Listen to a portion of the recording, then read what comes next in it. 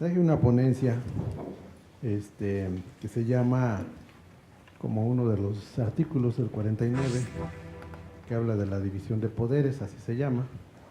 Debería llamarse la división del poder, pero así se llama, entonces así le puse. Entonces es de acuerdo a la Constitución, porque hay mucha confusión, ¿no? Realmente, si leemos bien la Constitución, solo hay un poder, el supremo poder de la Federación. Y lo que son tres es el ejercicio de ese poder, se divide en tres, pero no es que haya tres poderes. Bueno, primero decía, hago una precisión necesaria. ¿De qué voy a hablar para no perdernos? De esta división del poder en general, sin entrar en detalles, porque el tema completo y con todos los artículos constitucionales que ello implica, son 58, es inmensa. Se llama, como dice la Constitución, la división de poderes, pero debería llamarse la división del poder. Es la aclaración que yo hacía. Y una segunda, recuérdese que la Constitución tiene 9 títulos. El tema del que pretendo hablar está contenido en el título tercero. El título primero habla de los derechos humanos y sus garantías, que tiene 5 capítulos. El título segundo de la soberanía nacional con sus 2 capítulos. El título tercero pues tiene 4 capítulos, que es el que vamos a hablar. Pero la invitación, repito, dice que hoy no se toca el cuarto capítulo, el que habla del Poder Judicial, que tiene 13 artículos, del 94 al 107. Aún así, los que quedan y que hablan de otros 2 poderes, o de otras 2 partes del poder, el legislativo y el ejecutivo, son muchos, del 49 al 93, son 45 artículos. Entonces, para hablar de una sesión de 45 artículos, pues no alcanza una sola sesión. El título tercero, como decía, el capítulo 1 dice el artículo 49 de la división de poderes. Ahí empieza la confusión, que no está bien escrito. El capítulo 2 del Poder Legislativo son los artículos del 50 al 70. El capítulo 3 habla del Poder Ejecutivo, el capítulo 4 del Poder Judicial, y etcétera, etcétera. Así que lo voy a citar otra vez, pues ahí está. Según el artículo 49, el supremo poder de la Federación, ahí está la clave, o sea, es un poder, se divide para su ejercicio en legislativo, ejecutivo y judicial. No podrán reunirse 2 o más de estos poderes en una sola persona o corporación, ni depositarse el legislativo en un individuo, salvo el caso de facultades extraordinarias al Ejecutivo de la Unión, conforme a lo dispuesto en el artículo 29. En ningún otro caso, salvo lo dispuesto en el segundo párrafo del artículo 131, se otorgarán facultades extraordinarias para legislar. Es decir, leyendo esto, quedan claras 3 cosas. El poder en nuestro país es uno solo, es el supremo poder de la Federación. B, como una especie de división del trabajo, para el ejercicio de dicho poder se divide en 3, legislativo, ejecutivo y judicial. Y C, entre los 3, su respectivo poder no se comparte, pues 2 o más de esos poderes no se depositan en un solo individuo o corporación, con algunas excepciones. Las excepciones están contenidas en los artículos 29, en caso de invasión o perturbación de la paz pública, etcétera, etcétera, solo el presidente puede suspender las garantías, y el segundo párrafo del 131, que habla de que el Ejecutivo podrá aumentar o disminuir las tarifas del comercio exterior en casos extraordinarios. Hay que decir que además de la soberanía popular, la otra idea o teoría fundamental de nuestro sistema político, el cual es una república federal, ha sido la división del poder. No obstante que tal idea aparece por primera vez en las obras de John Locke, un inglés ilustrado, intelectual, que trabajaba de eso, pero que influyó muchísimo, el que realmente la hace famosa y convence a medio mundo de sus bondades es el ilustre francés don Carlos de Secondat, que escribió un libro que se llama El espíritu de las leyes, aunque es mejor conocido como el barón de Montesquieu, o Montesquieu en español, ¿verdad? En esa obra, El espíritu de las leyes expresa, ahí lo cito casi textual, la libertad política solo reside en los gobiernos moderados, y aún en ellos no siempre se encuentra. La libertad política solo existe cuando no se abusa del poder, pero la experiencia nos muestra que todo hombre investido de autoridad abusa de ella. Para impedir este abuso, es necesario que por la naturaleza misma de las cosas, el poder limite al poder. Cuando los poderes legislativo y ejecutivo se reúnen en la misma persona o en el mismo órgano, no puede haber libertad. Igual, no hay libertad si el poder judicial no se encuentra separado de los otros poderes. Todo se habrá perdido si el mismo hombre o el mismo organismo, ya sea de los nobles o del pueblo, ejerce los tres poderes, el de dictar leyes, el de ejecutar las resoluciones públicas y el de juzgar las causas y pleitos entre particulares. Dicha idea o dicha teoría, como parte importante de la tradición liberal, se impone primero en la Constitución de los Estados Unidos, en 1787, en la cual se argumenta que debe haber pesos y contrapesos para evitar la concentración del poder y facilitar su control por parte del ciudadano.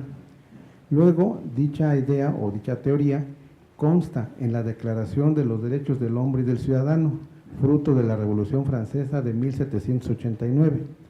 Ella dice en su artículo 16, toda sociedad en la cual no esté asegurada la garantía de los derechos ni garantizada la división de poderes, carece de constitución. De ahí pasa a España, a la Constitución de Cádiz de 1812. De aquí se copian los elementos constitucionales de don Ignacio López Rayón y luego en los sentimientos de la nación de José María Morelos y Pavón. Y de esos documentos la idea pasa a la mal llamada Constitución de Apatzingán de 1814, que realmente se llamó Decreto Constitucional para la América Mexicana. De ahí fue retomada para plasmarla en el texto de las constituciones formales de nuestro país, la de 1824, la de 1857 y la de 1917. En todas ellas se consagra como dogma constitucional a la división del poder, lo cual ha sido como una batalla permanente del liberalismo político en contra del absolutismo monárquico en cualquiera de sus formas. En los tiempos modernos, la división del poder se convirtió en característica esencial de todo Estado de Derecho, como actualmente es. Pero también, hay que decirlo, la existencia de este concepto en gran parte de las constituciones del mundo ha sido muy accidentada y muy dinámica. Por ejemplo, en nuestro caso, el caso de México, el Supremo Congreso Mexicano, hoy se llama Congreso General de los Estados Unidos Mexicanos, pero originalmente se llamó Supremo Congreso Mexicano. O sea, el Poder Legislativo alguna vez estuvo compuesto solo por diputados, eran 100 originalmente, como representantes de la nación. Con el paso del tiempo y copiando el modelo estadounidense, se agregaron los senadores como representantes de los estados en el Congreso. Otro ejemplo, el Supremo Gobierno, que así se le llamaba, portador del Poder Ejecutivo, llegó a estar compuesto, por lo menos en 2 periodos, por 3 individuos. Era un triunvirato que se rotaba en el cargo cada 4 meses. Actualmente tal poder se deposita en un solo individuo, el presidente de la República, mismo que alguna vez fue electo por el Congreso.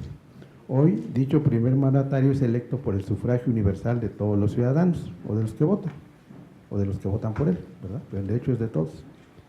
Por ejemplo, el Supremo Tribunal de Justicia, es decir, el Poder Judicial, que estaba compuesto por 5 personas, hombres, cuyo único requisito era que no tuvieran mala fama pública, hoy se denomina Suprema Corte de Justicia de la Nación y se considera parte de él a los tribunales colegiados, a los tribunales del circuito, al tribunal electoral y a los juzgados de distrito.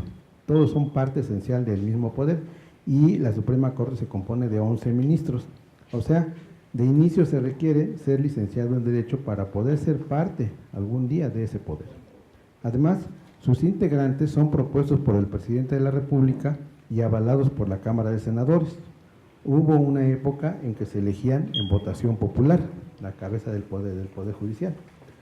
Otro ingrediente de cambio, como los señalados, fue aportado por las ideas de otro pensador importante, un suizo, Juan Jacobo Rousseau, en el contrato social. Él insistió mucho en que se diera mayor preponderancia al poder legislativo sobre los otros dos, ya que, decía, dicho poder es el depositario de la voluntad popular. En la Constitución de 1917 se consolida el presidencialismo. Un notable señor que se llamó Emilio Rabasa explica bien los motivos. Se debe a la sujeción teórica del presidente al Congreso convierte al mandatario en un dictador. Es lo que decía Emilio Rabasa. Entonces, por eso debería ser México un país presidencialista, como lo sigue siendo. Y entonces se restringieron, por ejemplo, las causales para castigar al presidente en funciones.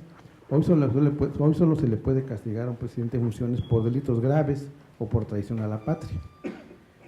Por todo lo anterior, que es historia pura, a mí me parece que el ejercicio, subrayo, el ejercicio del supremo poder de la Federación debe seguir dividido en tres partes: la parte legislativa, la parte ejecutiva y la parte judicial, sin preeminencia de ninguna sobre las otras, y que debemos lograr que en su elección, en su composición y en su funcionamiento sigan perfeccionándose, en el sentido de que debe haber equilibrio entre ellos, deben vigilarse entre ellos como se ha venido pugnando hasta ahora. Un pendiente grande de esta situación es que, si bien es cierto que el poder del presidente de la República ya no es lo que fue, una especie de rey que todo lo podía, porque ha sido acotado por muchas reformas y por la exigencia de la opinión pública y de una ciudadanía cada vez más activa, también es cierto que tal acotamiento no ha sido replicado en los homólogos del presidente en los estados, es decir, en los gobernadores y en el jefe de gobierno de la hoy llamada CDMX. Ellos tienen un poder inmenso, como reyesuelos, trapeando con los otros poderes, como antaño lo tenía, proporcionalmente hablando, el presidente de la República. El poder de esos servidores públicos debiera ser acotado como tarea inmediata. Y agrego una notita ahorita que mencioné al jefe de gobierno del DF. Hay una gran confusión, supongo que es porque la mayor parte de la gente, y sobre todo los que opinan en los medios, no conocen la Constitución. Cuando se habla del cambio de DF a Ciudad de México, pues es un cambio de nombre. No es un nuevo estado el que estamos viviendo ahora, ¿verdad? Ni a partir del 2017 si no cambia nada, porque el mismo artículo 115 lo dice.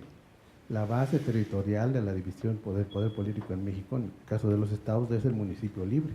¿Por qué no se formó un municipio o municipios en lugar de delegaciones? ¿Y por qué sus gobiernos no van a ser ayuntamientos, como es el caso de los municipios? Pues porque no es un estado. Entonces, si ustedes oyen hablar al presidente, al doctor Mancera, a Muñoz Ledo, a gente que ha opinado mucho sobre eso, ninguno se atreve a decir que lo que era el DF y hoy se llama Ciudad de México es un nuevo estado, es el estado 32, eso es una falsedad. Y ellos lo saben muy bien, todo lo que crearon es una especie de atole con el dedo para que los capitalinos nos quedemos ahí creyendo que ya somos parte de un estado más, pero no es así. Se reitera muchas veces, la Ciudad de México sigue siendo la capital de la República, y la capital de la República está ubicada generalmente, teóricamente hablando y jurídicamente, en un distrito federal. Entonces lo que hicieron fue cambiarle el nombre. Pero esto se debe porque yo entiendo que la mayoría no tenemos tiempo de ponernos a estudiar historia, bueno, ni siquiera la Constitución, ¿verdad? Con muchas puntualizaciones que es necesario conocer para comprender muchas cosas que están pasando. Bueno, aparte de esa acotación, eso es lo que les quería compartir. Muchas gracias.